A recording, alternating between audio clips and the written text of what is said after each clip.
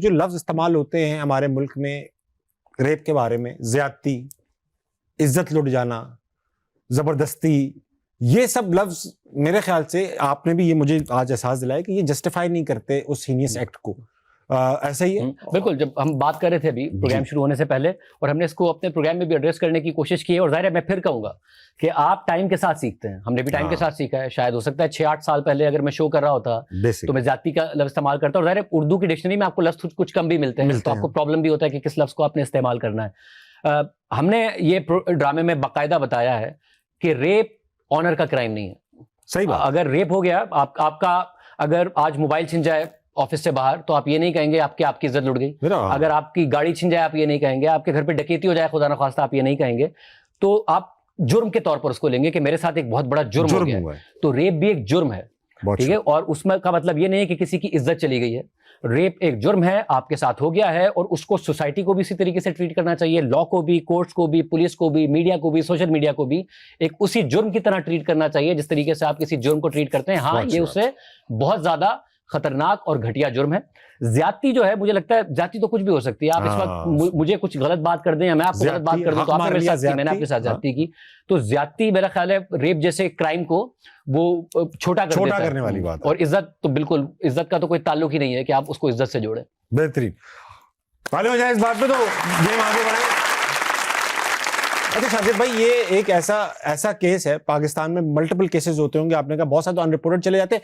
آپ نے جب یہ لکھا، گورنمنٹ سپورٹ ہے کوئی فیڈرل پروونشل کچھ اس پہ انہوں نے کچھ انٹرسٹ شو کیا کہ یار ہم بھی آپ کو سپورٹ کر رہے ہیں؟ نہیں، ہم نے ایک تو ظاہر ایک پیش ہی نہیں کیا بالکل، کیونکہ پرائیویٹ وینچر ہے. میں تو جیو کے پاس گیا اور جیو نے اس کو پرسو کیا کہ ہم نے یہ پروجیکٹ بنانا ہے. اور مگر ایسا ہے نہیں کہ ہم نے گورنمنٹ کو اپروچ کیا. مجھے اب نہیں پتا کہ اگر آگے چلتا ہے تو گورنمنٹ کی سپورٹ یا وہ کیا ہوگا، بٹ میں یہ ضرور امید کرتا ہوں کہ اگر کچھ لاز بن گئے ہیں، کیونکہ جب میں شو کے لیے، اس کے ڈرامے کے لیے ریسرچ کر رہا تھا تو مجھے احساس ہوا کہ بہت سارے لاز ہیں جو بن گئے ہیں، جن کو ہم نے اپنے پروگرام میں بھی کور کیا ہے. بہت سارے کورٹ کے فیصلے جو آ گئے ہیں، سپریم کورٹ کے بہت اچھے فیصلے آ چکے ہیں، ان کی نیچے جا کے امپلیمنٹیشن اس طریقے سے نہیں ہو رہی ہے کہ جب رپورٹ کرانے کوئی خاتون جاتی ہیں تو اس کو ابھی بھی بہت سارے پرابلمس کا سامنا کرنا پڑتا ہے. تو میں امید کرتا ہوں کہ وہ امپلیمنٹیشن اور زیادہ بہتر ہو جائے گی. بہت اچھی بات کی آپ نے شاہزیب بھائی. کیونکہ آپ نے کورٹ روم جانرا کورٹ روم کا ہے تو ہمارے پاس کچھ وکلا بھی موجود ہیں یہاں پر، ان سے بھی آج بات کریں گے. السلام علیکم. وعلیکم السلام. آپ کا کیا نام ہے؟ رمشا میمن. رمشا، آپ کیا کرتی ہیں؟ پریکٹسنگ لائر ہوں.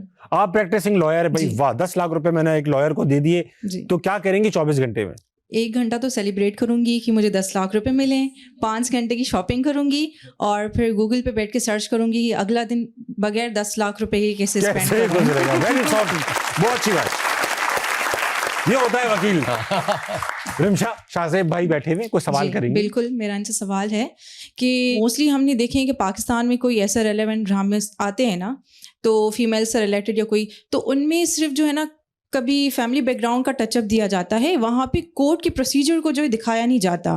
بہت سی لڑکیاں ایسی ہوتی ہیں جن کو یہ چیز پتہ نہیں ہوتی ہے اور ان کے ذہن میں یہ خوف ہوتا ہے کہ پتہ نہیں کورٹ میں جا کے کیا ہوگا، کیا چیزیں فیس کرنی پڑیں گی. کچھ نہیں، کیونکہ میں ایز اے پریکٹسنگ لائر ہوں تو میں نے بہت سے فیملی کیسز ڈیل کیے ہیں اور مجھے پتہ ہوتا ہے ان کو، صرف خاتون کو یہ ہوتا ہے کہ ہم جائیں گے کورٹ میں، ساری ہم سے سوال پوچھیں گے، ہمیں کوئی ڈیفینڈ کرنے والا نہیں ہوگا. تو اگر یہ پروسیجر آپ تھوڑا اس ڈرامہ میں دکھا دیں یا کوئی ایسی چیزیں، تو ہمیں نو ہاؤ پتہ چل جائے کہ ان کو بھی جو ہے نا وہ کے لوگ یا جن لوگوں کو پتہ نہیں ہے تو ان کو یہ پروسیجر بہت زیادہ اچھے سے پتہ ہو. تو ڈرامہ میں صرف وہ بیسک اس کو وکٹم کو نہ دکھایا جائے، کچھ کورٹ کے پروسیجر کو بھی ڈیل کیا جائے. اسی چیز کو ایڈریس کر رہا ہے ایگزیکٹلی. ڈرامہ جو آپ بات کر رہی ہیں اس سارے کی ساری بات کو ایڈریس کر رہا ہے، پولیس اسٹیشن سے لے کے کورٹ روم تک. کورٹ روم میں صرف ایسا نہیں ہے کہ ٹرائل دکھایا ہے، 164 کے بیان سے لے کے آگے تک کیا کیا پرابلمس خاتون کو فیس کرنے پڑتے ہیں.